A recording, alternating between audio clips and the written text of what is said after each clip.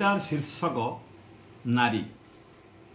সে সঞ্জর সলিতা, ব্রাহ্ম মুহূর্তর মান্ত্রিক উচ্চাରଣ, সর্বং সহা, পৃথিবীর ସବୁ ଯନ୍ତ୍ରଣା ତାର ଗୋଟେ କୁଣ୍ଠକୁ ନିଅଣ୍ଟ।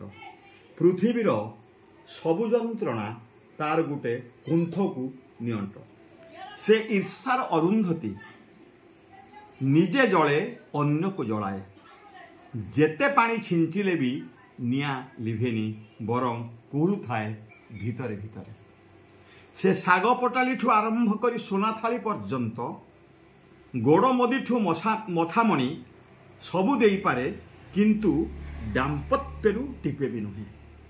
ସେ ଶାଗ ପଟାଲିଠୁ ଆରମ୍ଭ କରି ସୁନା ଥାଳି ପର୍ଯ୍ୟନ୍ତ, ଗୋଡ଼ ମୁଦିଠୁ ମଥାମଣି ସବୁ ଦେଇପାରେ, କିନ୍ତୁ ଦାମ୍ପତ୍ୟରୁ ଟିପେ ବି ନୁହେଁ।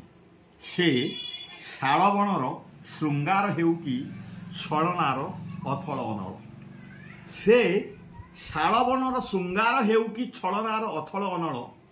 ସେ ପୁଣ୍ୟ ହେଉ କି ପଣ୍ୟ, ମାୟା ହେଉ କି ମହୋତ୍ସବ, ପତ୍ନୀ ହେଉ କି ପତିତା, ତା ଓଢ଼ଣା ଖୋଲିଲେ ବସିଥିବ ମମତାର ମୂର୍ତ୍ତିଟେ।